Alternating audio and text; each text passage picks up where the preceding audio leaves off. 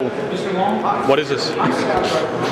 It's a bill to make sure that in our high schools we are teaching the fundamental documents on which our whole system of government and our freedoms and liberties are based: the Constitution, the Bill of Rights, and the supporting documents like the Northwest Treaty, on which the Constitution is also based. And the problem is we're seeing that a lot of our young folks, when they get to college and beyond, have not had proper education as to the basic documents on which our country is founded. So can you just tell me exactly what would the bill do? What would it require? Well, the bill is going to require that, at least in our version, it's going to, and probably yours eventually, it's going to require that these documents be taught at elementary level and at the high school level.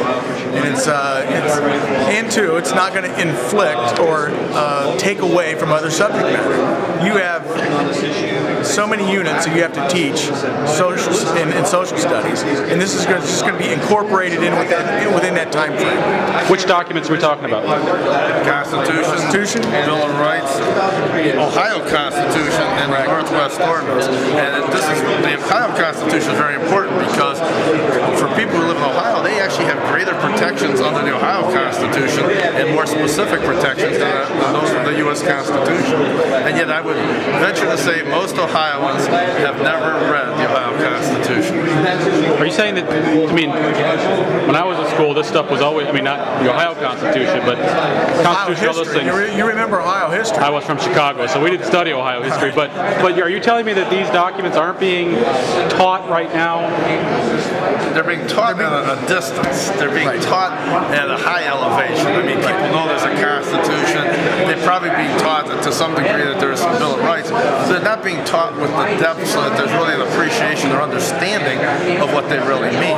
And what we're going to require people to do is to get a better in-depth understanding at a young age so they can appreciate it.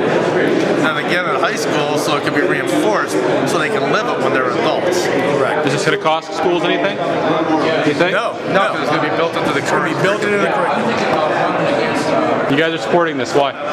Well, the Founding of American Documents bill will strengthen the Ohio Revised Code language currently for American government and civics classes. We've been working on this bill for about 10 years, surveying candidates all through the years on this specific issue.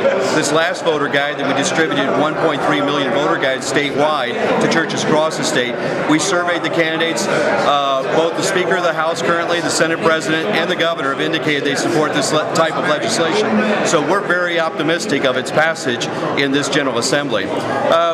As Representative Adams mentioned, Representative Fessler was the one who first championed this bill back in 2003, and I've been working on this for about 10 years, so we're really pleased to see this happen. Why is this important? Why do you need to do this?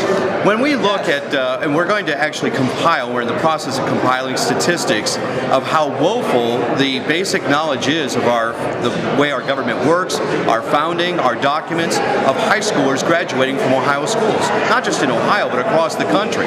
Anything to strengthen those American government and history classes on the founding documents only bodes well for future generations to understand how our republic works and their participation in it and how important that is. Why are Christian groups supporting this? Why do they care?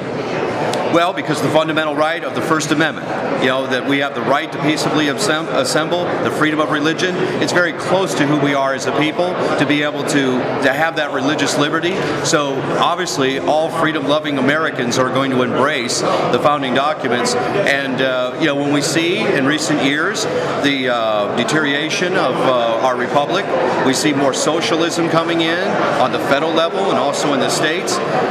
We obviously have a great stake in what we see happening in our republic as we go forward. So this is a way to teach our children the appreciation of these documents, so we're thrilled.